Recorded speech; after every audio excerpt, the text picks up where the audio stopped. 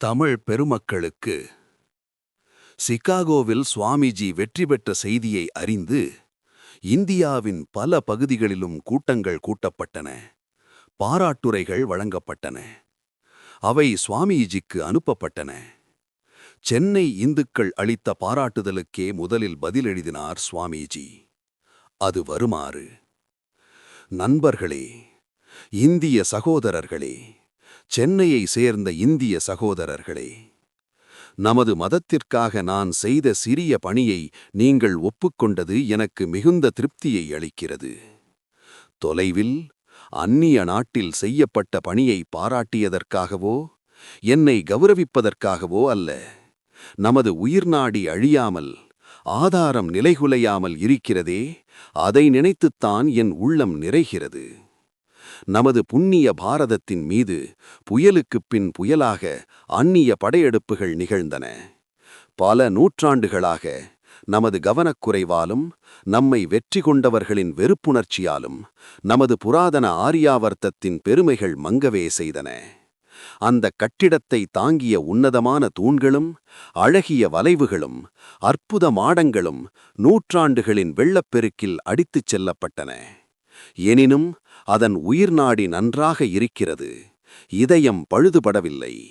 இறைவனின் பெருமை மற்றும் உயிர்களினம் கருணை என்ற அற்புத நினைவுச் சின்னங்கள் எழுந்தோங்கி நிற்கின்ற ஆன்மீக அஸ்திவாரம் எப்போதும் போல பலமாகவும் அசைக்க முடியாததாகவும் தான் இருக்கிறது. இந்த மதிப்பும் மரியாதையும் எனக்கல்ல. யாருடைய உபதேசங்கள் இந்தியாவிற்கும் உலகனைத்திற்கும் அளிக்கப்பட்டதோ அவரையே நீங்கள் இதன் மூலம் போற்றியுள்ளீர்கள். அவரது சேவகர்களுள் சிறிதும் தகுதியற்றவன் நான். இருந்தும் அந்த உபதேசங்களை தாங்கிச் செல்வதற்கான பேறு எனக்கு கிடைத்தது. அவரது புகழையே நீங்கள் மதித்து போற்றியிருக்கிறீர்கள். அவராலும் அவருடைய உபதேசத்தாலும் வரப்போகின்ற ஆன்மீக பேரலையின் ஆரம்பத்தை உங்கள் இயற்கையான ஆழ்ந்த ஆன்மீக உணர்ச்சியால் கண்டுகொண்டீர்கள். அந்த ஆன்மீக பேரலை எதிர்க்க முடியாத சக்தியுடன் வெகு விரைவில் இந்தியா முழுவதும் பாயப்போகிறது. அதன் ஆற்றல் மிக்க வெள்ளப்பெருக்கு குறைகளையும் பலவீனங்களையும் அடித்துச் சென்று இந்து இனத்தை இறைவனுடைய அருள் திட்டத்தில் விதிக்கப்பட்ட உயர்ந்த பீடத்தில் ஏற்றி வைக்கப் போகிறது. இந்துக்கள் பல நூற்றாண்டுகளில் மௌனமாக அனுபவித்த கஷ்டங்களின் பயனாக இந்த ஆன்மீக பேரலை பண்டை காலத்தில் அவர்கள் அடைந்த பெருமையை விட இன்னும் அதிக பெருமையை அடையச் செய்யப் போகிறது. உலக இனங்களிடையே ஆன்மீக உணர்வு நிறைந்த மனித சமுதாயத்தை உருவாக்கும் மேலான பணியை பூர்த்தி செய்யப் போகிறது. வட இந்தியர்கள் தென்னாட்டினராகிய உங்களுக்கு நன்றி செலுத்த மிகவும் கடமைப்பட்டிருக்கிறார்கள். ஏனெனில் தற்போது இந்தியாவில் நடைபெறுகின்ற செயல்களுக்கு தூண்டு சக்தி தென்னிந்தியாவிலிருந்தே எழுந்தது. பெருமைமிக்க விளக்க உரையாசிரியர்களும் வரலாறு படைத்த ஆச்சாரியர்களுமான சங்கரர், ராமானுஜர், மத்வர் ஆகியோர் இங்கேதான் அவதரித்தனர். உலகின் ஒவ்வொரு அத்வைதியும் நன்றி செலுத்த வேண்டிய ஸ்ரீ சங்கரர், தாழ்த்தப்பட்ட இனத்தினரையும் தன் தெய்வீக ஸ்பரிசத்தால் ஆழ்வார்களாக மாற்றிய பெருமைமிக்க ஸ்ரீ ராமானுஜர், இந்திய நாடு முழுவதும் உணர்ந்து கொண்ட சக்தியையுடைய ஒரே வடநாட்டு மகானாகிய ஸ்ரீ கிருஷ்ண சைத்தன்யரை பின்பற்றுபவர்களாலும் ஒப்புக்கொள்ளப்படுகின்ற தலைமையுடைய பெருமைமிக்க ஸ்ரீ மத்வர் போன்றோர் பிறந்தது தென்னிந்தியாவில்தான். இன்று கூட வாரணாசியின் பெரும் சிறப்புகளிடையே வெற்றி சின்னத்தை ஏந்தியிருப்பது தென்னாடே. இமயச் சிகரங்களில் இருக்கும் திருக்கோயில்களை நிர்வகிப்பவர்கள் உங்கள் துறவியரே. இந்த மகான்களின் இரத்தம் உங்கள் நரம்புகளில் ஓடுகிறது. இந்த ஆச்சாரியர்களின் அருளை பெற்றவர்கள் நீங்கள். இத்தகைய நீங்கள் பகவான் ஸ்ரீ ராமகிருஷ்ணரின் செய்தியையும் போற்றுவதில் ஆச்சரியம் எதுவுமில்லை. தென்னாடே வேதக் கல்வியின் களஞ்சியமாக இருந்திருக்கிறது. மூடத்தனமான அறியாமையால் மாறுபட்ட பல கருத்துக்களை பலமுறை அழுத்திக் கூறினாலும் இந்து மதத்தின் பல பிரிவுகளுக்கும் முதுகெலும்பாக இன்றும் வேதங்களே உள்ளன. இதை நினைவில் இருத்திக் கொள்ளுங்கள். வேதங்களின் சம்ஹிதைகளும் பிராமணங்களும் மனித இணையியல் வல்லுநர்களுக்கும் மொழியியல் வல்லுநர்களுக்கும் எவ்வளவோ அரிய சிறப்புகளை உடையவையாக இருக்கலாம். வேள்விகளில் ஓதப்படுகின்ற அக்னி நீலே இஷேத்வோர் ஜேத்வா அல்லது சன்னோ தேவி ரபீஷ்டயே போன்ற மந்திரங்களும் ஆகுதிகளும் எவ்வளவுதான் விரும்பிய பலன்களை கொடுத்தாலும் அவை போகத்தின் வழியிலேயே அமைந்திருக்கின்றன. அவை முக்தியை அளிக்கும் என்று இதுவரை யாரும் கூறவில்லை. ஆன்ம லாபத்திற்கான முக்திக்கான வழியை கூறுகின்ற ஞானகாண்டமாகிய ஆரண்யக்கங்களே, அந்த ஈடிணையற்ற ஸ்ருதிகளே இந்தியாவை எப்போதும் ஆட்சி செய்து வந்தன. இனியும் அவையே ஆளும். நவீன இந்து இளைஞன் சனாதன மதத்தின் திகைப்பூட்டும் போக்குகளையும் உட்பிரிவுகளையும் கண்டு கலங்கி தன்னையே இழக்கிறான். அது தன் கடவுளை அனோர் அணியான் மகதோ மகியான் என்று விளக்குகிறது. உலகம் தழுவியதாக இருப்பதில் அந்த மதம் அது கூறுகின்ற கடவுளின் பிரதிபிம்பம் போலவே இருப்பதைக் காண அவன் தவறிவிடுகிறான். முன் அபிப்பிராயங்கள் மற்றும் பாரபட்ச கருத்துக்களின் காரணமாக அவனால் இத்தகைய பரந்த நோக்கமுடைய ஒரே மதத்தின் உண்மைப் பொருளை உணர்ந்து கொள்ள முடியவில்லை. இருளில் தட்டுத் தடுமாறி வடிகட்டின உலகாயுதத்தைத் தவிர வேறொன்றும் அறியாத பிற நாட்டினரிடமிருந்து ஆன்மீக உண்மையை கடன் வாங்குகிறான் அவன்.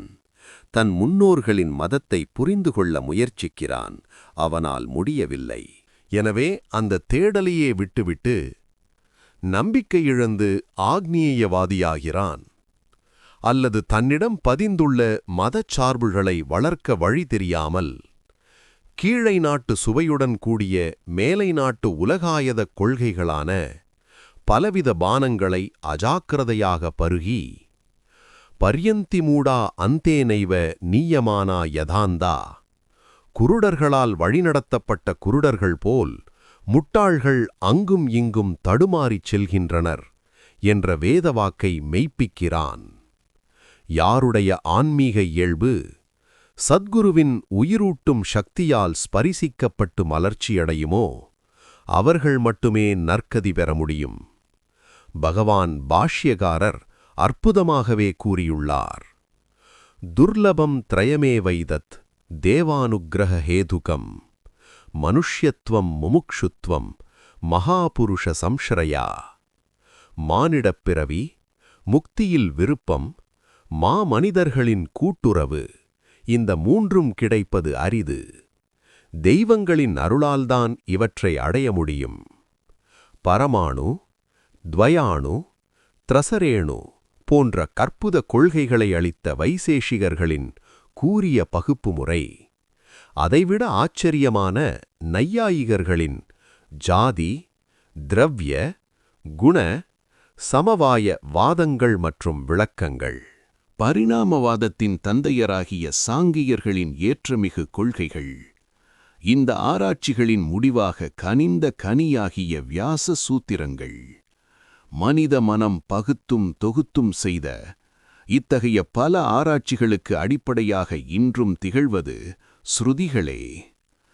பௌத்தர்களும் சமணர்களும் எழுதியிருக்கும் தத்துவ சாஸ்திர ஆராய்ச்சி நூல்களிலும் ஸ்ருதிகளின் உதவி ஒருபோதும் மறுக்கப்படவில்லை. சில பௌத்த பிரிவுகளும் பெரும்பாலான சமண நூல்களும் ஸ்ருதிகளை பிரமாணமாக முற்றிலும் ஒப்புக்கொள்கின்றன. ஆனால் சிலவற்றை ஹிம்சக ஸ்ருதிகள், அதாவது பிராமணர்களால் ஏற்பட்ட இடைச்செருகல்கள் என்று கூறி ஒதுக்கிவிடுகின்றன. சமீபத்தில் காலம் சென்ற மகானாகிய ஸ்ரீ தயானந்த சரஸ்வதி சுவாமிகளும் இதே கருத்தைத்தான் கொண்டிருந்தார்.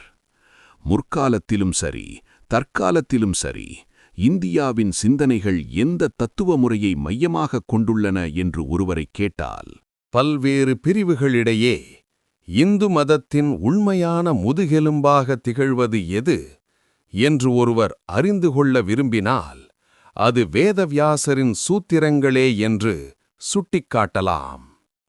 இதை யாரும் மறுக்க முடியாது. ஒருவன் விண்ணிலிருந்து இறங்கிய புண்ணிய நதியின் இனிய இசையுடன் கலந்து இதயத் துடிப்பையும் நிறுத்துமளவிற்கு பயபக்தியூட்டும் இமாலய வனங்களில் அஸ்தி, பாதி, பிரியம் என்று முழங்கும் அத்வைத சிங்கத்தின் இடி முழக்கக் குரலை கேட்கலாம். அல்லது பிருந்தாவனத்தின் அழகிய சோலைகளில் பிரியமும் பிதமும் இனிமையாகப் பாடும் குரலை கேட்கலாம். வாரணாசியிலுள்ள மடங்களின் அமைதியில் தியானத்தில் மூழ்கலாம். அல்லது நதியா தீர்க்கதரிசியினுடைய சீடர்களின் ஆனந்த பரவச நடனங்களில் ஆடிக் களிக்கலாம். வடகலை, தென்கலை பிரிவுகளுடன் கூடிய விசிஷ்டாத்வைத நெறியின் ஆச்சாரியரின் திருவடிகளில் ஷரண் புகழாம். அல்லது மாத்வ சம்பிரதாயத்தைச் சேர்ந்த ஆச்சாரியர்களின் உபதேசத்தை பக்தி ஸ்ரத்தையுடன் கேட்கலாம்.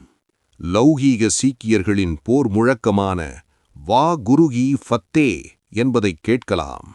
அல்லது உதாசிகளும் நிர்மலர்களும் கிரந்த சாஹிப்பை குறித்து நிகழ்த்தும் சொற்பொழிவுகளைக் கேட்கலாம். கபீர்தாசரின் துறவிச் சீடர்களை சத் சாஹிப் என்று சொல்லி வணங்கி அவர்களின் சாகிகள் எனப்படும் பஜனைகளை கேட்டு மகிழலாம்.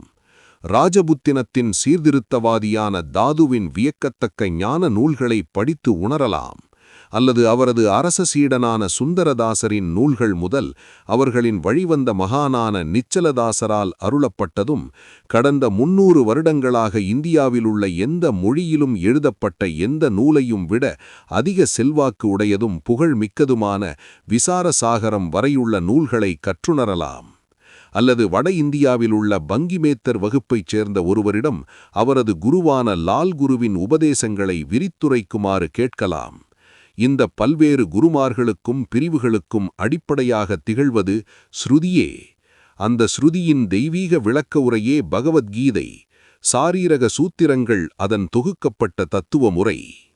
இந்தியாவில் பரமஹம்ச பரிவ்ராஜக ஆச்சாரியர்கள் முதல் லால் குருவின் தாழ்ந்த ஏழை மேத்தர் சீடர்கள் வரை அனைவரின் நெறிகளும் சுருதியின் பல்வேறு வடிவங்களே.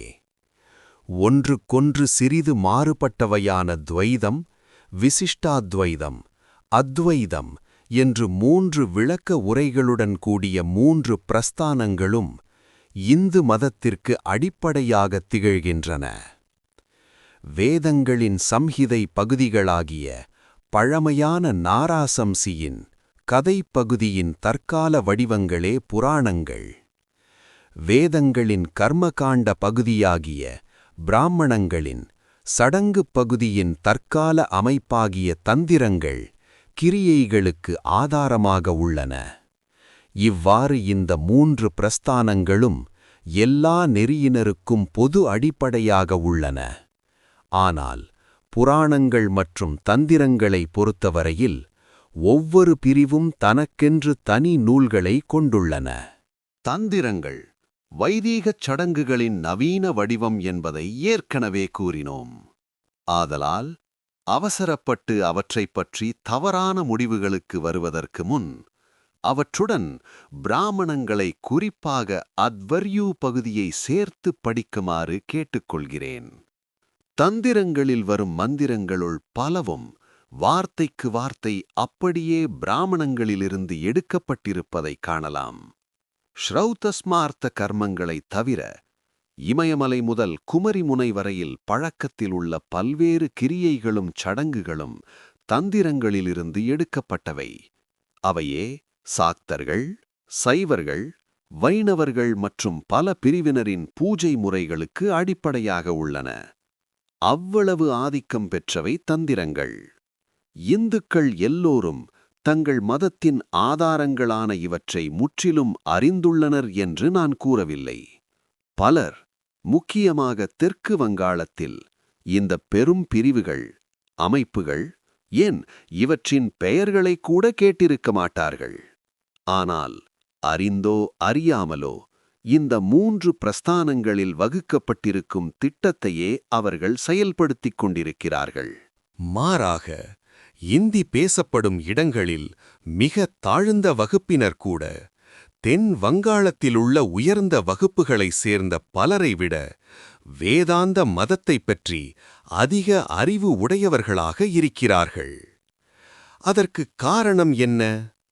மிதிலையின் மண்ணிலிருந்து நவத்வீபத்திற்கு கொண்டு வரப்பட்டதும் சிரோமணி, கதாதரர், ஜெகதீசர் போன்ற எத்தனையோ பேரின் அறிவொளியால் வளர்க்கப்பட்டதும் தர்க்க சாஸ்திர கோட்பாடுகளில் உலகிலுள்ள மற்ற எல்லா முறைகளையும் விட சில அம்சங்களில் மேலானதும் தெளிவான, பொருத்தமான, அற்புத அழகு வாய்ந்த மொழியில் விளக்கப்பட்டதுமாக வங்காளத்தின் நியாய சாஸ்திரம் திகழ்கிறது.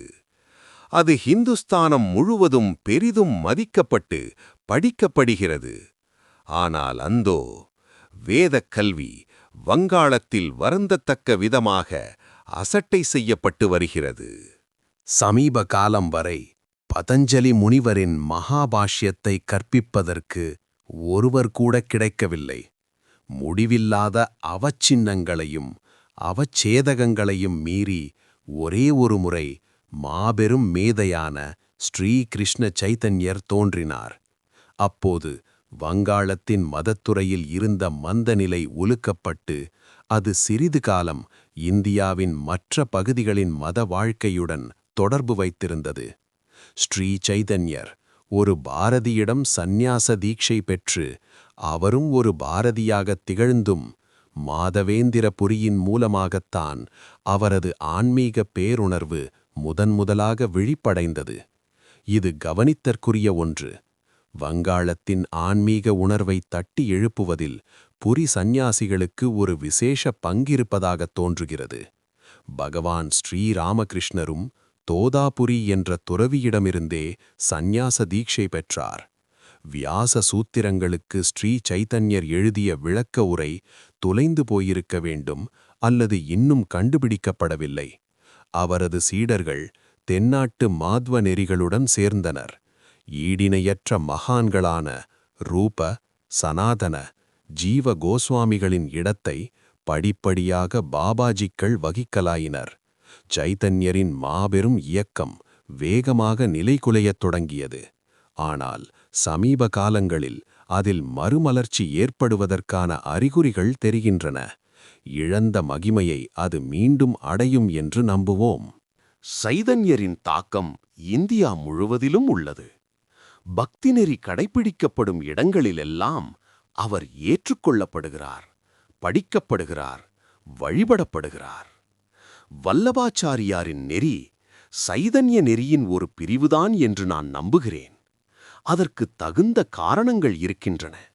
ஆனால் சைதன்யரின் சீடர்கள் என்று அழைக்கப்படும் பலருக்கு அவரது சக்தி எப்படி இந்தியா முழுவதும் இன்னும் இயங்கி வருகிறது என்ற விஷயம் தெரியாது. எப்படி தெரியும்? சைதன்யர் செருப்பின்றி இந்தியா முழுவதும் நடந்து வீடுகீடாகச் சென்று போதனைகள் செய்தார். இறைவனை நேசிக்கும்படி சாண்டாளர் வரையுள்ள அனைவரையும் கெஞ்சி வேண்டினார். அவரது சீடர்களோ இன்று மடாதிபதிகளாக வல்லவா ஆகிவிட்டார்கள்? இந்தியாவின் மற்ற பகுதிகளிலுள்ள மத வாழ்வின் தொடர்பிலிருந்து வங்காளம் துண்டிக்கப்பட்டதற்கு மற்றொரு காரணம் அங்கு நிலவுகின்ற விசித்திரமானதும் வைதீக நெறிக்கு புறம்பானதுமான பாரம்பரிய குலகுருமுறை. எல்லாவற்றையும் விட மிகவும் முக்கியமான காரணம் இந்தியாவின் மிக உயர்ந்த ஆன்மீக பண்பாட்டின் பிரதிநிதிகளாகவும் உறைவிடமாகவும் இன்றும் விளங்கும் மகத்தான துறவு சங்கங்கள் வங்காளத்தில் ஏற்படாததுதான். வங்காளத்தில் உயர் வகுப்பினர் ஒருபோதும் தியாகத்தை விரும்பவில்லை. இன்ப நுகர்ச்சியையே அவர்கள் நாடினர். ஆன்மீக விஷயங்களில் ஆழ்ந்த உள்ளுணர்வு அவர்களுக்கு எப்படி ஏற்படும்? தியாகே நைகே அமிர்தத்வமான சுகு. தியாகம் ஒன்றினாலேயே மரணமிலா பெருநிலை அடையப்படுகிறது. அது எப்படி வேறுவிதமாக இருக்க முடியும்? மாறாக இந்தி பேசும் பகுதிகளில் எல்லாம் ஆன்மீக ஒளி பெற்ற தியாகிகளான குருமார்கள் மிகுந்த செல்வாக்குடன் வேதாந்தத்தின் கோட்பாடுகளை வீட்டுக்கு வீடு பிரச்சாரம் செய்தனர். அதிலும் முக்கியமாக பஞ்சாப் மன்னனான ரஞ்சித் சிங் அரசாண்ட காலத்தில் தியாக நெறிக்கு ஏற்பட்ட எழுச்சியால் வேதாந்த தத்துவத்தின் சிறந்த உபதேசங்கள் மிக மிக தாழ்ந்த நிலையில் உள்ளவர்களுக்கும் கிடைக்கும் வாய்ப்பு ஏற்பட்டது. தன் ராட்டையின் சக்கரங்கள் கூட சோகம் சோகம் என்றே சொல்கிறது என்று உண்மையான பெருமையுடன் ஒரு பஞ்சாபி குடியானவ பெண் பாடுகிறாள். துறவி உடை உடுத்திய மேத்தர் வகுப்பு தியாகிகள் ரிஷிகேசக் காடுகளில் வேதாந்தம் படிப்பதை நான் பார்த்திருக்கிறேன். உயர் வகுப்பினர் பலர் அவர்களிடம் மகிழ்ச்சியுடன் பாடம் கற்க இசைவார்கள். ஏன் கூடாது? அந்தியாதபி பரம் தர்மம். தாழ்ந்த குலத்தில் பிறந்தவனிடமிருந்தும் கூட மேலான ஞானத்தை பெற முடியும். இவ்வாறு வடமேற்கு பகுதியும் பஞ்சாப் பகுதியும் மதக் கல்வியில் வங்காளம், பம்பாய், சென்னை பகுதிகளை விட பெருமளவுக்கு முன்னேறியிருக்கிறது. எப்போதும் பயணம் செய்து கொண்டிருக்கின்ற பல்வேறு சம்பிரதாயங்களை சேர்ந்த தியாகிகளான தசநாமிகள், வைராகிகள், பந்திகள் என்று எல்லா துறவியரும் வீடுதோறும் மதத்தை வழங்குகிறார்கள். அதற்காக அவர்கள் பெறுவது ஒரு சப்பாத்தி துண்டு மட்டுமே. அவர்களுள் பலரும் இவ்வளவு பெருந்தன்மையுடையவர்களாக, சுயநலமற்றவர்களாக இருக்கிறார்கள். கச்சுப்பந்திகளைச் சேர்ந்த எந்த தனி நெறியிலும் சேராதவர்கள் என்ற ஒரு துறவி இருக்கிறார். அவர் ராஜபுதனம் முழுவதிலும் நூற்றுக்கணக்கான பள்ளிகளும் சத்திரங்களும் ஏற்படுவதற்கு காரணமாக இருந்திருக்கிறார். காடுகளில் மருத்துவமனைகளை ஏற்படுத்தியிருக்கிறார். இமயமலைகளின் குறுகிய பள்ளத்தாக்குகளின் மேல் பாலங்கள் கட்டியிருக்கிறார். இவர் தம் கைகளால் காசை தொடுவதில்லை. ஒரு கம்பளியைத் தவிர அவருக்கு சொந்தமானது வேறு ஒன்றுமில்லை. அதனால் அவருக்கு கம்பளிவாளா சுவாமி என்னும் புனைப்பெயரே உண்டாயிற்று. வீடு வீடாகப் பிச்சை எடுத்தே உண்கிறார். முழு உணவையும் கூட ஒரே வீட்டிலிருந்து அவர் பெறுவதில்லை என்று கேள்விப்பட்டேன். ஏனெனில் அது தமது சுமையை ஒரே இல்லறத்தானின் மீது வைப்பதாகுமாம். இவர் 1000-ல் ஒருவர். இவர்களைப் போன்ற நடமாடும் தெய்வங்கள், தேவ மனிதர்கள் இந்தியாவில் வாழ்ந்து ஊடுருவ முடியாத கோட்டை மதில்களைப் போல் நமது புராதனமான சனாதன தர்மத்தை காப்பாற்றி வரும் வரையில் அது அழியும் என்று நினைக்கிறீர்களா? இங்கு அமெரிக்கா வருடத்திற்கு 30,000, 40,000, 50,000, ஏன் 90,000 கூட சம்பளம் பெறுகிறார்கள். வேலை நேரம் ஞாயிற்றுக்கிழமைகளில் 2 மணி நேரச் சொற்பொழிவு மட்டுமே, அதுவும் வருடத்தில் 6 மாதங்களுக்குத்தான். தங்கள் மதத்திற்காக அவர்கள் எவ்வளவு கோடிக்கோடியாக செலவு செய்கிறார்கள் பாருங்கள். ஆனால் கம்பளிவாளா சுவாமிகள் போன்ற முற்றிலும் சுயநலமற்ற தெய்வீக புருஷர்களை சோம்பேறி நாடோடிகள் என்று விமர்சிக்க வங்க நாட்டு இளைஞர்கள் கற்பிக்கப்படுகிறார்கள். ஓர் உதாரணத்தை எடுத்துக்கொள்வோம். சிறிதும் படிப்பறிவற்ற ஒரு வைராகியை எடுத்துக்கொள்வோம். அவர் கூட ஒரு கிராமத்திற்குச் சென்றால் துளசிதாசரின் நூலிலிருந்தோ, சைத்தன்ய சரிதாமிருதத்திலிருந்தோ, தென்னிந்திய ஆழ்வார்களின் பாசுரங்களிலிருந்தோ தமக்குத் தெரிந்ததை கிராமவாசிகளுக்கு போதிக்க தம்மால் இயன்ற வரையில் முயற்சி செய்கிறார். அது கொஞ்சமாவது நன்மை செய்வதாகுமல்லவா? இதற்காக அவருக்கு கிடைப்பதென்னவோ ஒரு சப்பாத்தித் துண்டு அல்லது ஒரு முழம் துணி. என் சகோதரா, கருணையின்றி அவர்களை குறை கூறும் முன் உன்னுடைய நாட்டின் ஏழை சகோதர மக்களுக்காக நீ எவ்வளவு உதவி செய்கிறாய் என்று நினைத்துப்பார். யாருடைய செலவில் நீ உன் கல்வியறிவை பெறுகிறாயோ, யாரை வெறுத்து கசக்கிப் பிழிந்து உன் இடத்தைக் காப்பாற்றிக் கொண்டு பாபாஜிகளெல்லாம் சோம்பேறிகள் என்று உனக்கு பாடம் சொல்லிக் கொடுக்கும் ஆசிரியர்களுக்கு சம்பளம் கொடுக்கிறாயோ, அந்த ஏழைகளுக்கு நீ என்ன செய்கிறாய்? யோசித்துப்பார். ஹிந்து மதத்தின் ஒரு புதிய முன்னேற்றம் என்று தாங்கள் கருதுவதை வங்காளத்திலுள்ள உங்கள் சகோதரர்கள் குறை கூறுகிறார்கள். அவர்கள் சொல்லலாம், ஏனெனில் ஹிந்து மதம் இப்போதுதான் வங்காளத்தினுள் ஊடுருவிக் கொண்டிருக்கிறது.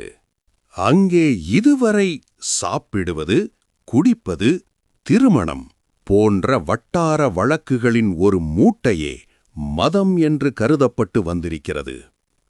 இந்தியா முழுவதிலும் ஸ்ரீ ராமகிருஷ்ணரின் சீடர்கள் பரப்பி வரும் இந்து மதக் கருத்துக்கள் உண்மை சாஸ்திரங்களை அடிப்படையாகக் கொண்டதா இல்லையா என்ற பெரிய விஷயத்தைப் பற்றி விவாதிக்க இந்த குறுகிய கடிதத்தில் இடமில்லை. ஆனால் எங்களை விமர்சிப்பவர்களுக்காக சில குறிப்புகளை தருகிறேன். எங்களுடைய நிலையை புரிந்து கொள்வதற்கு அவை அவர்களுக்கு உதவக்கூடும். முதலாவது, இந்து மதத்தைப் பற்றிய சரியான கருத்தை காசிதாசர் அல்லது கிருத்திவாசருடைய நூல்களிலிருந்து பெற முடியும் என்று நான் ஒருபோதும் வாதம் செய்யவில்லை. அவர்களுடைய வார்த்தைகள் அமிழம் போன்றவைதான். அவற்றைக் கேட்பவர்களும் புண்ணியவான்களே. ஆனால் அதற்கு வேதங்களையும் தரிசனங்களையும் கற்று உண்மையாக அவற்றை அறிந்த பண்டிதர்களையும் மகா ஆச்சாரியர்களையும் இந்தியா முழுவதும் இருக்கும் அவர்களின் சீடர்களையும் அணுக வேண்டும். சகோதரர்களே, நீங்கள் கௌதம சூத்திரங்களிலிருந்து ஆரம்பியுங்கள். வாத்ஸ்யாயனரின் விளக்க உரைகளின் துணையுடன் ஆப்தர்களை, தெய்வ பேருணர்வு பெற்றவர்களை குறித்து கௌதமரின் கொள்கைகளை படியுங்கள். ஷபரர் முதலியவர்களின் விளக்க உரைகளை படித்து மீமாம்சக கருத்துக்களை அறியுங்கள். அவர்கள் அலௌகிக பிரத்யக்ஷம், புலன் கடந்த அனுபூதி பற்றி என்ன சொல்கிறார்கள்? ஆப்தர்கள் என்பவர்கள் யார்? எல்லோரும் ஆப்தர்களாக முடியுமா, முடியாதா? அப்படிப்பட்ட ஆப்தர்களின் வார்த்தைகளாக இருப்பதால்தான் வேதங்கள் பிரமாணமாக ஏற்றுக்கொள்ளப்படுகின்றனவா என்ற விஷயங்களை அறியுங்கள். மேலும் யஜுர்வேதத்திற்கு மகீதரர் எழுதிய முன்னுரையை படிக்க உங்களுக்கு நேரம் இருக்குமானால், வேதங்கள் மனிதனுடைய அகவாழ்க்கையின் விதிகள், ஆகையால் அவை நிலையானவை போன்ற கருத்துக்கள் இன்னும் அதிகத் தெளிவாக அங்கே விளக்கப்பட்டிருப்பதை காண்பீர்கள். படைப்பு நிரந்தரமானது என்ற கோட்பாடு இந்து மதத்தில் மட்டுமல்ல, பௌத்த சமண மதங்களிலும் ஒரு முக்கிய இடத்தை வகிக்கிறது. இந்தியாவிலுள்ள மதப்பிரிவுகளையெல்லாம் ஏறக்குறைய ஞானநெறி, பக்தி நெறி என்ற இரண்டாக பிரித்துவிடலாம். சங்கரரின் பிரம்மசூத்திர விரிவுரையை நீங்கள் படித்துப் பார்த்தால், முன்னுரையில் அவர் நிரபேட்சத்துவம், ஞானத்தின் எல்லாம் கடந்த தன்மை பற்றி முழுமையாக ஆராய்ச்சி செய்திருப்பதை காண்பீர்கள். பிரம்மஞானமோ முக்தியோ கிரியைகள், மதம், ஜாதி, நிறம், கோட்பாடு ஆகிய எதையும் பொறுத்ததல்ல என்பதே அதன் முடிவு. பூரண நன்னெறிப் பண்பாடான 4 அடிப்படை சாதனைகளை பக்தர்களை பொறுத்தவரை முக்தி பெற குலம், நாடு, பால் வேறுபாடு, ஏன் மனிதப் பிறவி கூட தேவையில்லை என்று வெளிப்படையாக அத்தாட்சி நூல்களே தெரிவிப்பதை வங்காள விமர்சகர்கள் கூட நன்றாக அறிவார்கள். வேண்டியதெல்லாம் பக்தி, பக்தி ஒன்றுதான். ஞானம், பக்தி இரண்டுமே கட்டுப்பாடுகளுக்கு அப்பாற்பட்டவை என்றுதான் எங்கும் போதிக்கப்படுகின்றன. அதன்படி முக்திக்கு மதம், நாடு ஆகியவை தடை என்று எந்த அத்தாட்சி நூலும் கூறவில்லை. அந்தராச்சாபித்து தத்ருஷ்டே என்ற வியாச சூத்திரத்திற்கு சங்கரர், ராமானுஜர், மத்வர் ஆகியோரின் விவாதங்களை படியுங்கள். எல்லா உபநிடதங்களையும் படித்துப் பாருங்கள். சம்ஹிதைகளை படியுங்கள்.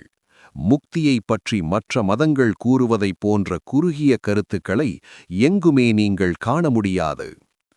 பிற மதங்களிடம் சகிப்புத்தன்மையோ நமது மதத்தில் எங்கும் உள்ளது.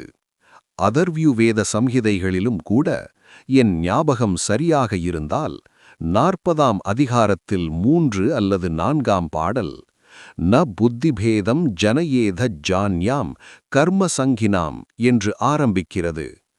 எல்லா இடங்களிலும் இது ஊடுருவியிருக்கிறது. இந்தியாவில் சமூக விதிகளுக்கு கட்டுப்பட்டு நடக்கின்ற யாராவது அவன் தன் இஷ்ட தெய்வத்தை தேர்ந்தெடுத்ததற்காகவோ நாத்திகனாக இருந்ததற்காகவோ துன்புறுத்தப்பட்டிருக்கிறானா? சமூகம் தனது சட்டதிட்டங்களை மீறும் யாரையும் தண்டிக்கலாம். ஆனால் யாரும், மிகத் தாழ்ந்தவன் கூட, முக்திப் பாதையிலிருந்து விலக்கப்பட்டதில்லை. இந்த இரண்டையும் நீங்கள் ஒன்றோடொன்று குழப்பக்கூடாது. மலபாரில் ஒரு தாழ்ந்த குலத்தவன் உயர்குல மனிதன் செல்லும் அதே தெருவில் செல்ல அனுமதிக்கப்படுவதில்லை. ஆனால் அதே மனிதன் முகமதியனாகவோ கிறிஸ்தவனாகவோ ஆகட்டும், அந்தக் கணமே அவன் எங்கு வேண்டுமானாலும் போகலாம். இந்த சட்டம் பல நூற்றாண்டுகளாக ஓர் இந்து நாட்டில் இருக்கிறது. இது விசித்திரமாக இருக்கலாம், ஆனால் மிகவும் விபரீதமான சூழ்நிலைகளில் கூட மற்ற மதங்களிடம் சகிப்புத்தன்மையுடன் நடந்து கொள்ளவதையே இது காட்டுகிறது. உலகிலுள்ள பிற மதங்களிலிருந்தும் இந்து மதம் வித்தியாசப்படும் கருத்து ஒன்று உண்டென்றால், எந்தக் கருத்தை விளக்குவதற்கு ரிஷிகள் சமஸ்கிருத மொழியின் அகராதியை ஆராய்ந்து அழுத்தனரோ, அது இந்த வாழ்க்கையிலேயே மனிதன் கடவுளை அடைய வேண்டும் என்பதே. அத்வைத நூல்களோ இறைவனை அறிவது என்பது அவனாக மாறுவதே என்று மேலும் தர்க்க ரீதியாக கூறுகின்றன. இதன் முக்கிய பயனாக கிடைப்பது தெய்வ பேருணர்வு என்ற மிக பரந்ததும் சிறந்ததுமான கருத்தாகும். இது வேதகால ரிஷிகள் உறுதியாக சொல்லியதும் முழங்கியதும் மட்டுமல்ல, விதுரர், தர்மவியாதர் என்று பலரும் சொன்னது மட்டுமல்ல, சில காலத்திற்கு முன்பு தாதுபந்தி நெறியை சார்ந்த தியாகியாகிய நிச்சலதாசரும் துணிவாக தமது நூலாகிய விசார சாகரத்தில் இவ்வாறு பறைசாற்றுகிறார்: பிரம்மத்தை அறிபவன் பிரம்மமே ஆகிறான். அவனது வார்த்தைகள் வேதங்களே. அந்த வார்த்தைகள் சம்ஸ்கிருத மொழியிலோ சாதாரண மக்கள் பேசும் மொழியிலோ கூறப்பட்டிருந்தாலும் அவை அஞ்ஞான இருளை போக்கும். ஆகவே துவைதிகள் கூறுவது போல் பிரம்மத்தை அறிவது, கடவுளை உணர்வது, அல்லது அத்வைதிகள் கூறுவது போல் பிரம்மமாவது, இதுவே வேதங்களின் நோக்கமும் முடிவுமான போதனை. வேதங்களில் உள்ள மற்ற போதனைகள் எல்லாம் அந்த நிலையை அடைவதற்கு நாம் முன்னேறும் வழியில் உள்ள பல்வேறு படிகள். பகவான் பாஷ்யாகாரர் சங்கராச்சாரியருடைய மகத்தான பெருமை வியாசரின் சூத்திரங்களுக்கு அவர் மிக அற்புதமான விளக்க உரை எழுதியிருப்பதே ஆகும். அறுதி நிலையில் பிரம்மம் ஒன்றே உண்மை. சார்பு நிலையில் அதே பிரம்மத்தின் பல்வேறு வெளிப்பாடுகளை ஆதாரமாகக் கொண்டு இந்தியாவிலும் வெளிநாடுகளிலும் காணப்படுகின்ற எல்லா நெறிகளும் உண்மை. சில பிறவற்றை விட மேலானவையாக இருக்கின்றன. ஒரு மனிதன் சூரியனை நோக்கிச் செல்வதாக வைத்துக் கொள்ளுங்கள். அவன் தனது யாத்திரையின் ஒவ்வொரு நிலையிலும் சூரியனை ஒவ்வொரு விதமாக காண்பான். உண்மையான சூரியனை அடையும் வரை அதன் அளவு, காட்சி, ஒளி எல்லாம் ஒவ்வொரு நிமிடமும் புதிது புதிதாக காட்சியளிக்கும். முதலில் சூரியனை ஒரு பெரிய பந்து போல் கண்டான். பிறகு அது பெரியதாக ஆரம்பித்தது.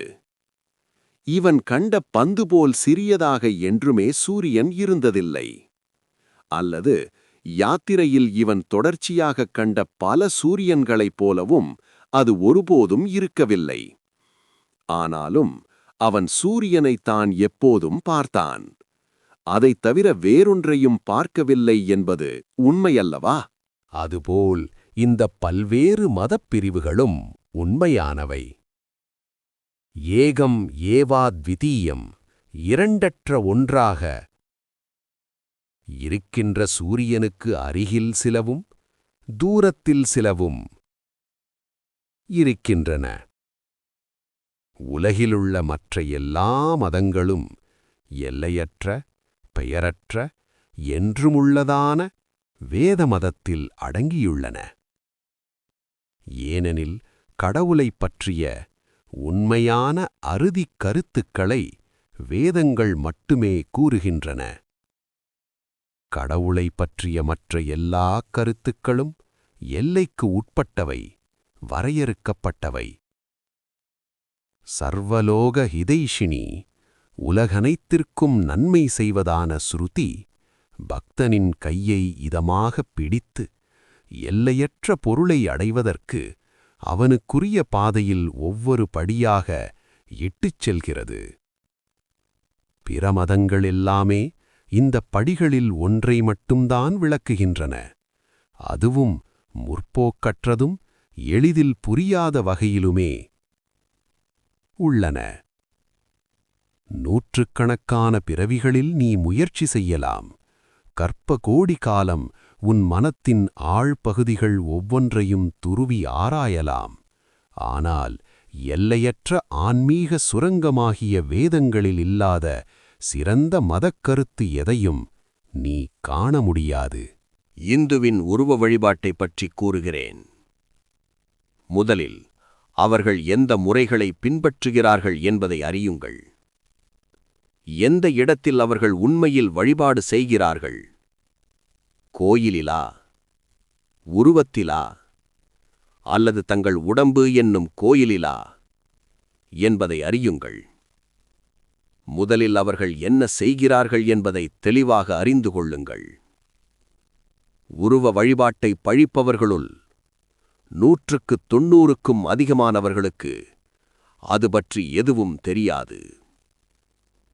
உருவ வழிபாட்டினர் என்ன செய்கிறார்கள் என்பது உண்மையில் உங்களுக்கு தெரியுமானால், வேதாந்த கோட்பாட்டிற்கிணங்க அந்த வழிபாட்டின் கருத்தும் தானாக விளங்கிவிடும். இருந்தாலும் இவை எல்லாம் கட்டாயமானவை அல்ல. உங்கள் மனு தர்மசாஸ்திரத்தை படித்து பாருங்கள். வயது முதிர்ந்த ஒவ்வொருவனும் 4வது ஆசிரமத்தை கைக்கொள்ள வேண்டும் என்று அதில் கட்டளையிடப்பட்டிருக்கிறது. மேலும் அதை பின்பற்றினாலும் இல்லாவிட்டாலும் அவன் எல்லா கர்மங்களையும் விட்டுவிட வேண்டும். எல்லா விதமான கர்மங்களும் ஞானே பரிசமாப்யதே, கடைசியில் ஞானத்தில் முடிவடைகின்றன என்று ஒவ்வொரு இடத்திலும் திரும்பத் திரும்பச் சொல்லப்பட்டிருக்கிறது. பார்க்கப்போனால் இந்த நாட்டிலுள்ள வயதான மக்கள் பலரை விட இந்து குடியாவன் அதிகமான மதக்கல்வி பெற்றிருக்கிறான். தத்துவம் மற்றும் மதத்திற்கான ஐரோப்பிய வார்த்தைகளை நான் என் சொற்பொழிவுகளில் பயன்படுத்துவதாக ஒரு நண்பர் குறை கூறினார். நான் சமஸ்கிருத சொற்களை மிகவும் மகிழ்ச்சியுடன் உபயோகித்திருப்பேன். அது எனக்கு எளிதாகவும் இருந்திருக்கும். ஏனெனில் மதக் கருத்துக்களை விளக்க சமஸ்கிருதம் ஒன்றே முழுமையான மொழியாகும். ஆனால் மேலை நாட்டு மக்கள் கூடியுள்ள சபையில் நான் பேசினேன் என்பதை அந்த நண்பர் மறந்துவிட்டார். இந்துக்கள் தங்கள் சமஸ்கிருத நூல்களின் உட்பொருளை மறந்துவிட்டனர் என்றும், கிறிஸ்தவ பாதிரிகள்தான் அவற்றை கண்டுபிடித்தனர் என்றும் ஒரு இந்திய பாதிரி ஒருவர் தீர்மானமாக கூறிவிட்டார். ஆனால் பாதிரிகள் நிறைந்திருந்த அந்த பெரிய கூட்டத்தில் சமஸ்கிருத மொழியில் ஒரு வரியையாவது புரிந்து கொள்ள முடிந்த ஒருவரை கூட நான் காண முடியவில்லை. இருந்தாலும் அவர்களுள் சிலர் வேதங்களையும் இந்து மதத்தின் அடிப்படை தெய்வீக நூல்களையும் குறை கூறி பெரிய பெரிய கட்டுரைகளையெல்லாம் எழுதிப் படித்தார்கள். நான் எந்த மதத்தையும் எதிர்ப்பவனல்ல. அதுபோலவே இந்தியாவில் உள்ள கிறிஸ்தவ பாதிரிகளுக்கு நான் விரோதமாக உள்ளேன் என்பதும் உண்மையல்ல. ஆனால் அவர்கள் அமெரிக்காவில் பணம் திரட்டும் சில வழிகளை நான் எதிர்க்கிறேன். இந்து தாய் ஒருத்தி தன் குழந்தைகளை கங்கையில் உள்ள முதலைகளிடம் வீசி எறிவதாக சிறுவர்களின் பாடநூல்களில் படம் வரையப்பட்டிருக்கிறதே, அதற்கு என்ன பொருள்? தாய் கருப்பு, ஆனால் குழந்தை வெள்ளை நிறமாக தீட்டப்பட்டிருக்கிறது. அதிக அனுதாபத்தை எழுப்புவதற்கும் அதிக பணத்தை பெறுவதற்குமான வழி அது. மனைவி இறந்து பேயாகி தனது விரோதியை அழிக்க வேண்டுமென்று கணவன் அவளை ஒரு கம்பத்தில் கட்டித்தீ தன் கைகளாலேயே கொளுத்துவதாக வரையப்பட்டிருக்கிறதே, அதன் பொருள் என்ன? மாபெரும் தேர்கள் மக்களை நசுக்கிச் செல்வதாக வரையப்பட்டுள்ள படங்களின் பொருள் என்ன? இங்கு அமெரிக்காவில் குழந்தைகளுக்கான ஒரு நூல் சமீபத்தில் வெளியிடப்பட்டது. தான் கல்கத்தாவிற்குச் சென்றது பற்றி ஒருவர் அதில் கூறுகிறார். கல்கத்தாவின் தெருக்களில் ஒரு தேர் மதவெறியர்களின் மீது ஏறி ஓடியதை அவர் கண்டாராம். இத்தகைய ஒருவர் மெம்பீஸ் என்ற இடத்தில் செய்த சொற்பொழிவில் இந்தியாவில் உள்ள ஒவ்வொரு கிராமத்திலும் சிறு குழந்தைகளின் எலும்புகள் நிறைந்த குளம் ஒன்று இருப்பதாக சொன்னதை நானே கேட்டிருக்கிறேன். இயேசுவின் சீடர்களுக்கு இந்துக்கள் என்ன குற்றம் செய்துவிட்டார்கள்? கிறித்துவர்கள் அல்லாதவர்களை வெறுக்க வேண்டும், அதிலும் முக்கியமாக இந்துக்களை வெறுக்க வேண்டும் என்பதும் ஞாயிற்றுக்கிழமைகளில் பள்ளிச் சிறுவர்களுக்கு கற்பிக்கப்படும் பாடங்களுள் ஒரு பகுதியாக இடம்பெறுகிறது. ஏனெனில் அந்த குழந்தை பருவம் முதல் அவர்கள் ஒவ்வொரு காசையும் கிறித்துவ மத பிரச்சார அமைப்புகளுக்கு கொடுக்க வேண்டுமே. உண்மைக்காக வேண்டாம், தங்கள் சொந்த குழந்தைகளின் நல்லொழுக்கத்திற்காகவாவது கிறித்துவ பாதிரிகள் இதை தடுக்கக்கூடாதா? இப்படிப்பட்ட குழந்தைகள் இரக்கமற்ற கொடியவர்களாக வளர்வதில் என்ன ஆச்சரியம் இருக்கிறது? மீளா நரகத்தின் சித்திரவதைகளையும் அங்கு குளுந்து விட்டெரியும் நெருப்பையும் கந்தக கற்களையும் பற்றி எவ்வளவு அதிகமாக ஒருவர் சித்தரிக்கிறாரோ அந்த அளவுக்கு அவர் கிறித்துவ பழமைவாதிகளிடையே உயர்ந்த இடம் பெறுகிறார். அவர்களின் மத மறுமலர்ச்சி பிரச்சாரத்தை கேட்டுவிட்டு எனது நண்பரின் பணிப்பெண் ஒருத்தியை பைத்தியக்கார விடுதிக்கு அனுப்ப நேரிட்டது. நரகத்தின் நெருப்பும் அங்குள்ள கந்தகத்தின் சூடும் அவளுக்கு பொறுக்க முடியாமல் போய்விட்டது. இந்து மதத்திற்கு எதிராக சென்னையில் வெளியிடப்பட்டிருக்கும் நூல்களைப் பாருங்கள். கிறிஸ்தவ மதத்தை எதிர்ப்பு ஓர் இந்து அதுபோல் ஒரு வரி எழுதட்டும். பாதிரிகள் பழிக்கு பழியாக நெருப்பை கக்கிவிடுவார்கள். எனது நாட்டின் அருமை மக்களே, நான் இங்கு 1 வருடத்திற்கு மேலாக இருக்கிறேன். ஏறக்குறைய இங்குள்ள சமூகத்தின் மூலை முடுக்குகள் எல்லாவற்றையும் பார்த்துவிட்டேன். அனைத்தையும் ஒப்பிட்டு பார்த்த பிறகு நான் உங்களுக்குச் சொல்வதெல்லாம் இதுதான். பாதிரிகள் கூறுவது போல் நாம் பேய்களும் அல்ல. தங்களைப் பற்றி பெருமை அடித்துக் கொள்வது போல் அவர்கள் தேவர்களுமல்ல. இந்துக்களின் ஒழுக்கமின்மை, குழந்தைகளை கொல்லுவது, திருமண முறையின் தீமைகள் இவற்றைப் பற்றி பாதிரிகள் எவ்வளவு குறைவாக பேசுகிறார்களோ அவ்வளவு அவர்களுக்கு நல்லது. சில நாடுகளின் உண்மை நிலையை படம்பிடித்து காட்டினால் பாதிரிகள் இந்து சமூகத்தை கற்பனையாக படம்பிடித்து காட்டியிருப்பது அவற்றின் முன் மங்கி மறைந்துவிடும். ஆனால் பணம் வாங்கிக் கொண்டு நிந்திப்பது என் குறிக்கோள் அல்ல. இந்து சமூகம் பூரணமானது என்று நான் ஒருபோதும் உரிமை கொண்டாடவில்லை. அதிலுள்ள குறைகளைப் பற்றியும் பல நூற்றாண்டு துரதிர்ஷ்டங்களின் காரணமாக அதில் வளர்ந்துள்ள தீமைகளைப் பற்றியும் என்னை விட உணர்ந்தவர்கள் யாரும் இருக்க முடியாது. வெளிநாட்டு நண்பர்களாகிய நீங்கள் அழிக்கும் நோக்கமில்லாமல் உண்மையான அனுதாபத்துடன் உதவி புரிகின்ற எண்ணத்துடன் வருவீர்களானால் நீங்கள் வெற்றியடைய இறைவன் உதவட்டும். ஆனால் வீழ்த்தப்பட்டிருக்கும் ஓர் இனத்தினரின் தலையில் வசைமொழிகளை அள்ளி வீசி உங்கள் நாட்டு மக்களின் ஒழுக்க நிலைமையின் உயர்வை ஆணித்தரமாக உறுதிப்படுத்துவது ஒன்றுதான் உங்கள் நோக்கமானால், நான் வெளிப்படையாகச் சொல்கிறேன், கொஞ்சமாவது நியாய மனப்பான்மையுடன் ஒப்பிட்டு பார்த்தால் ஒழுக்கம் நிறைந்த இனம் என்ற முறையில் பிற நாட்டு மக்களை எல்லோரையும் விட இந்து மிக மிக உயர்ந்தவன் என்பது புலனாகும். இந்தியாவில் மதம் ஒருபோதும் கட்டுப்படுத்தப்படவில்லை. தனது இஷ்ட தெய்வத்தையோ நெறியையோ குருவையோ தேர்ந்தெடுத்துக் கொண்டதற்காக யாரும் குற்றவாளியாக்கப்படவில்லை. வேறெங்கும் காண முடியாத அளவிற்கு இங்கே மதம் வளர்ந்தது. ஆனால் மதங்களில் இந்த எல்லையற்ற மாறுபாடுகளை அனுமதித்தபோது மற்றோரிடத்தில் உறுதியான நிலை ஒன்று வேண்டியதாயிற்று. இந்தியாவில் அந்த நிலைக்குச் சமூகத்தை தேர்ந்தெடுத்தார்கள். அதன் விளைவாக சமூகம் மரத்துப் போய் ஏறக்குறைய வளர்ச்சியற்றுப் போனது.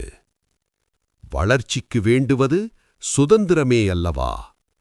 ஆனால் மேலை நாடுகளில் மாறுபாடுகளை அடைவது சமூகம், நிலையாக இருப்பது மதம்.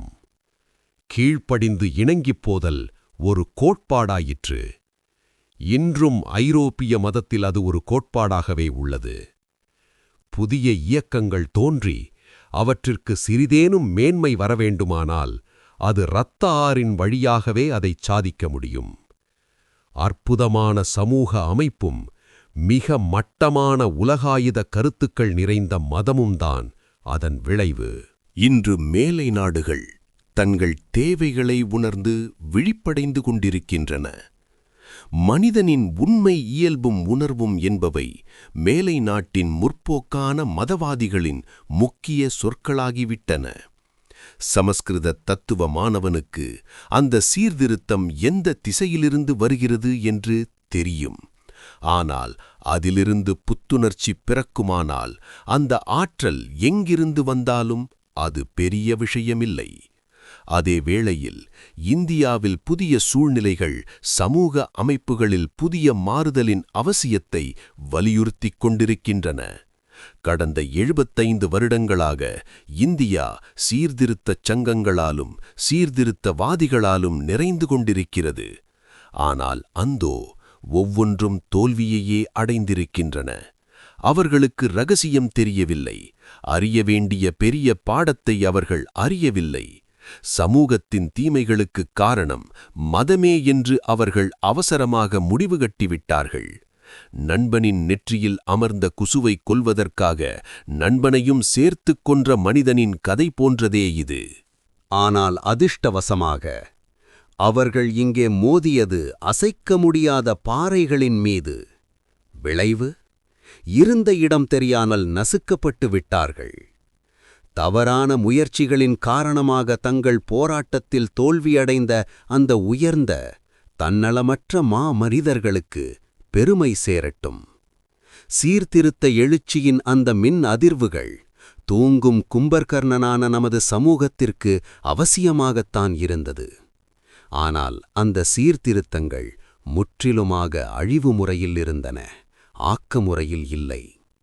ஆகையால் அவை அழியவே செய்யும், அழிந்தும் விட்டன. நாம் அவர்களை ஆசீர்வதிப்போம், அவர்களின் அனுபவத்தால் பயனடைவோம். எல்லாமே உள்ளிருந்துதான் பரிணமித்து வளர்ச்சியடைகிறது. ஏற்கனவே சுருங்கியதுதான் பிறகு விரிந்து பரிணமிக்கிறது என்ற பாடத்தை அவர்கள் அறிந்து கொள்ளவில்லை. விதை தன்னை சுற்றியிருப்பவற்றுள் தேவையானவற்றை ஏற்றுக்கொள்கிறது. ஆனால் தன் இயற்கையின்படிதான் அது மரமாக வளர்கிறது என்பதை அவர்கள் அறியவில்லை. எல்லா இந்துக்களுமே, இந்து இனமே அடியோடு அழிந்து போய் ஒரு புதிய இனம் நாட்டை தன் வசப்படுத்தும் வரை கிழக்கு நாடுகளோ மேற்கு நாடுகளோ என்னதான் முயன்றாலும் இந்தியாதான் அழிந்து போகும் வரையிலும் ஐரோப்பாவாக மாற முடியாது. ஆனால் இந்தியத்தாய் இறந்து விடுவாளா?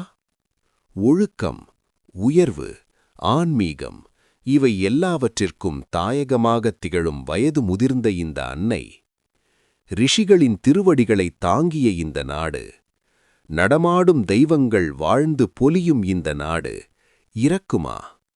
சகோதரா, ஏதென்ஸைச் சேர்ந்த ஞானியின் விளக்கைப் பெற்று உன் பின்னால் இந்த பரந்த உலகின் பட்டணங்கள், கிராமங்கள், சமவெளிகள், காடுகள் என்று எங்கு வேண்டுமானாலும் வருகிறேன்.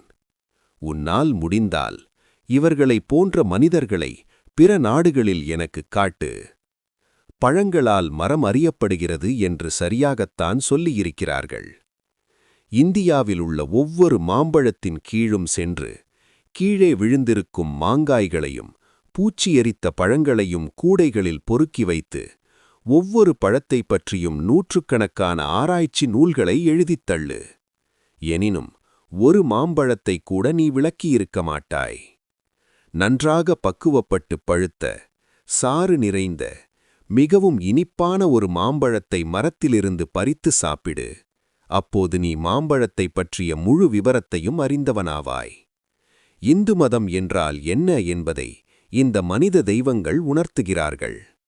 1000 வருடங்களின் புயற்காற்றின் வேகத்தைத் தாங்கியும் மாறாத இளமையுடனும் குன்றாத பலத்துடனும் பல நூறாண்டுகளின் உயர் பண்பாட்டுடனும் கூடித் திகழ்கின்ற இந்து இனமாகிய மரத்தின் பண்பையும் ஆற்றலையும் சாத்தியக்கூறுகளையும் இந்த மனித தெய்வங்களே விளக்குகிறார்கள்.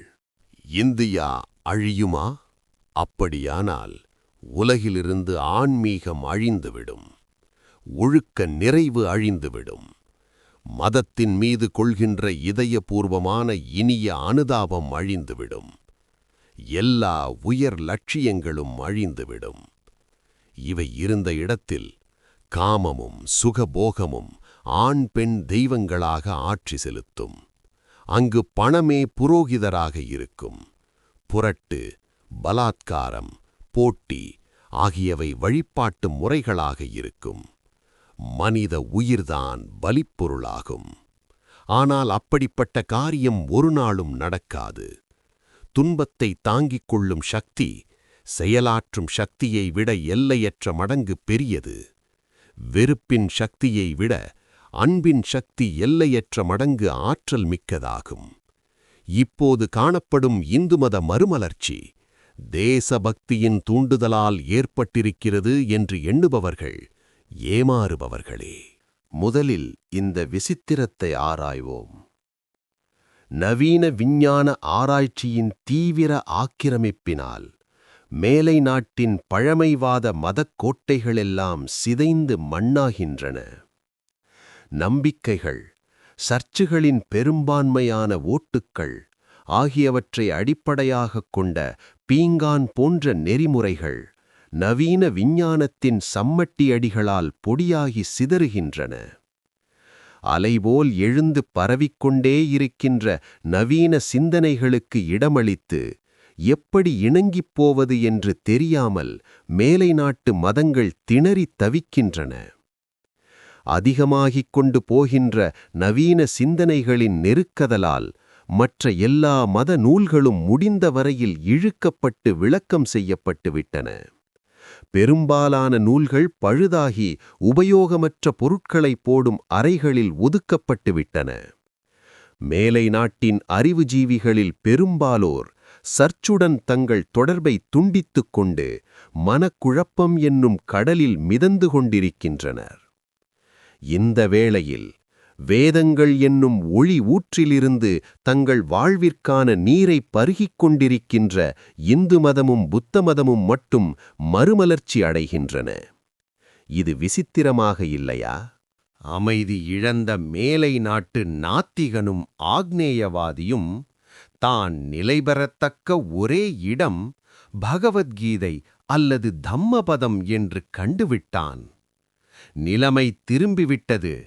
விரோதிகளின் கைகளால் மூட்டப்பட்ட தீயால் தன் வீடு எரிவதை சோகக் கண்ணீரின் இடையில் கண்ட இந்து இப்பொழுது நவீன சிந்தனைகளான மின்விளக்கினால் புகை நீங்கியவுடன் தன் வீடு மட்டுமே சுய வலிமையுடன் நின்று கொண்டிருப்பதைக் காண்கிறான்.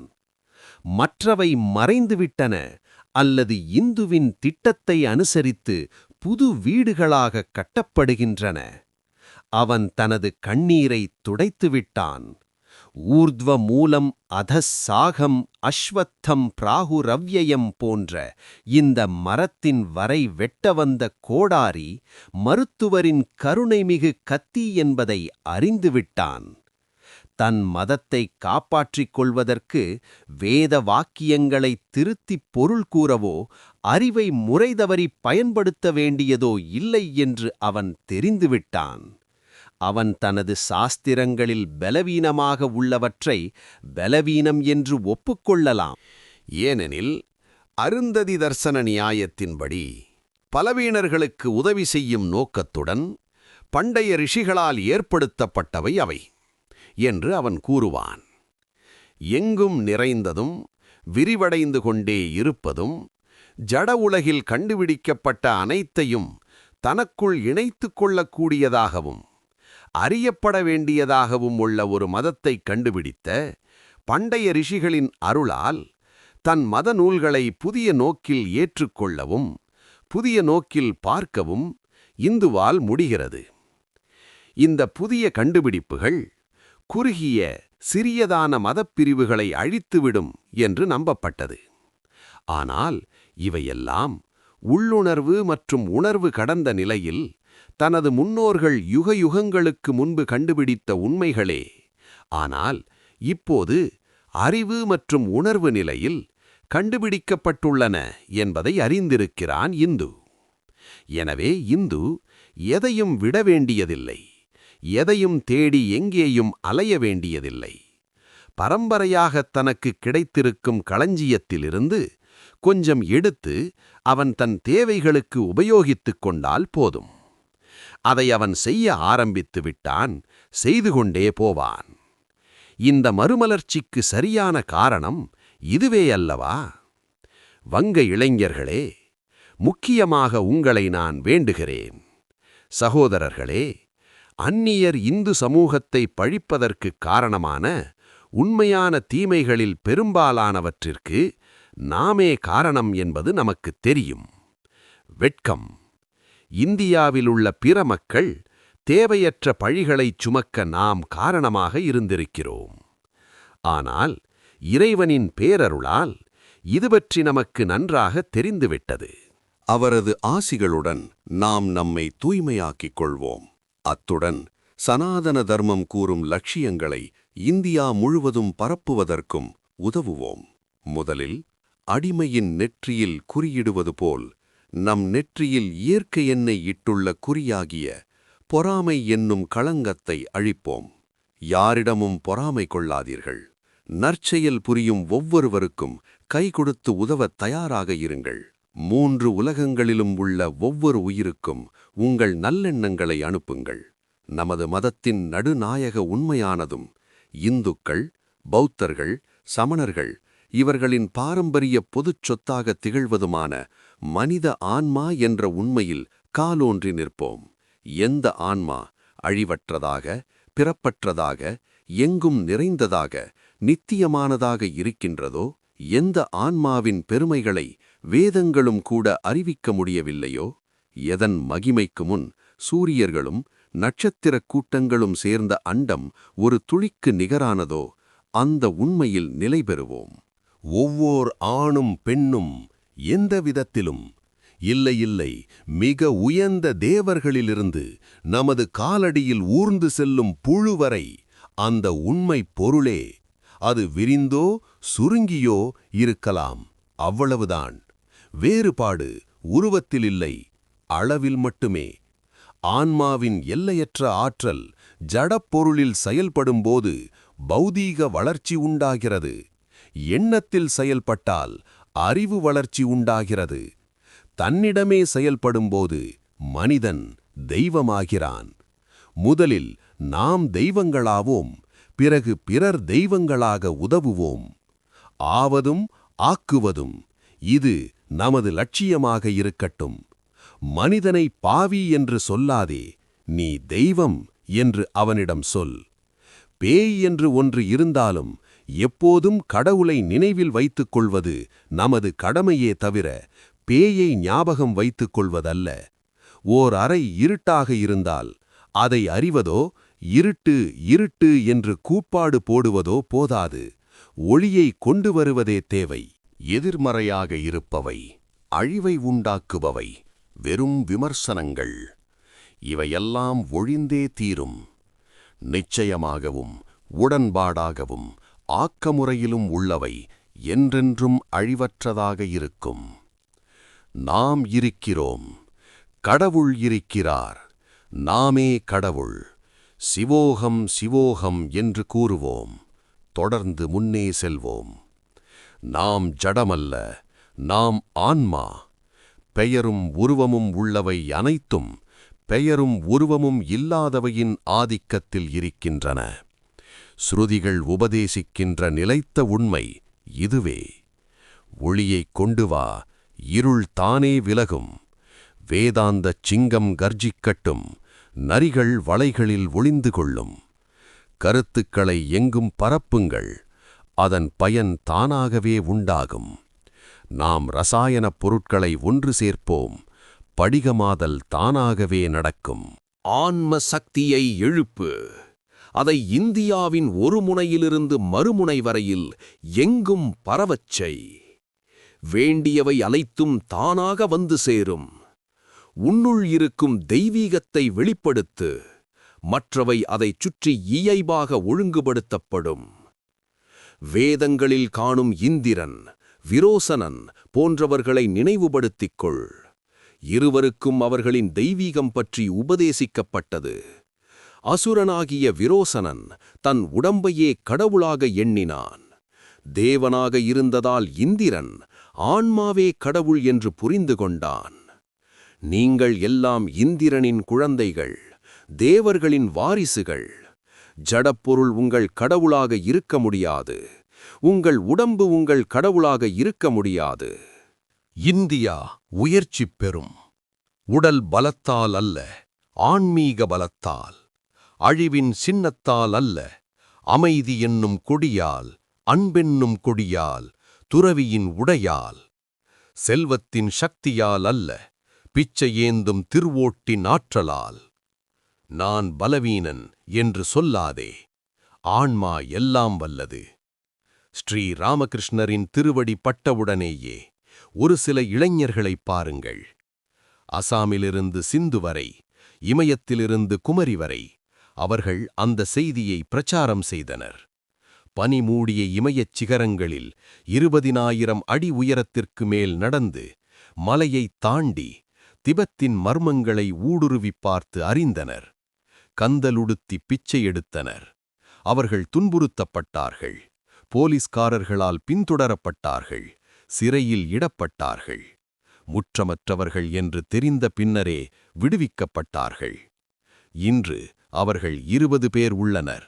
நாளையே அவர்களை 2000 பேராக செய்யுங்கள். வங்க இளைஞர்களே, உங்கள் நாட்டிற்கு இது மிகவும் தேவை. உலகிற்கும் இது தேவை. உங்கள் தெய்வீகத் தன்மையை உணருங்கள். பசி, தாகம், சூடு, குளிர் எல்லாவற்றையும் உங்களால் தாங்க முடியும்.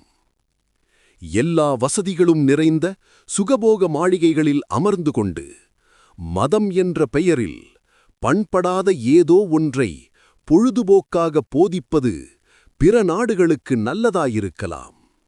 ஆனால் உண்மையை உணர்கின்ற இயல் உணர்ச்சி இந்தியாவிடம் இருக்கிறது. வேடங்களை அது உடனேயே உள்ளுணர்வால் கண்டுபிடித்து விடுகிறது. தியாகம் செய்தேயாக வேண்டும். மகிமையுடன் இரு. தியாகமின்றி எந்த பெரிய செயலையும் செய்ய முடியாது. இந்த உலகை படைக்க தன்னையே தியாகம் செய்தான் இறைவன். உங்கள் வசதிகள், இன்பங்கள், பெயர், புகழ், பதவி, ஏன் உங்கள் உயிரையே துச்சமெனத் தள்ளி மனிதச் சங்கிலிகளால் பாலம் ஒன்று அமையுங்கள். அதன் மூலம் கோடிக்கணக்கான மக்கள் வாழ்க்கை என்னும் கடலை கடப்பார்கள். நல்லவை அனைத்தின் ஆற்றல்களையும் திரட்டு. எந்த கொடியின் கீழ் நீ வருகிறாய் என்பதை பொருட்படுத்தாதே. உனது நிறமென்ன, பச்சையா, நீலமா, சிவப்பா என்பதை பொருட்படுத்தாதே.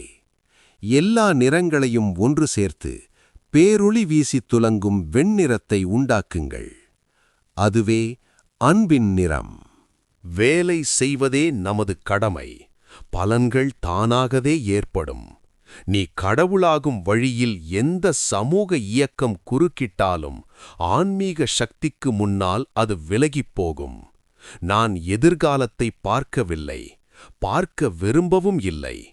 ஆனால் இதோ என் கண்முன் காணும் வாழ்க்கையைப் போல் தெளிவாக ஒரு காட்சியை என் முன் காண்கிறேன்.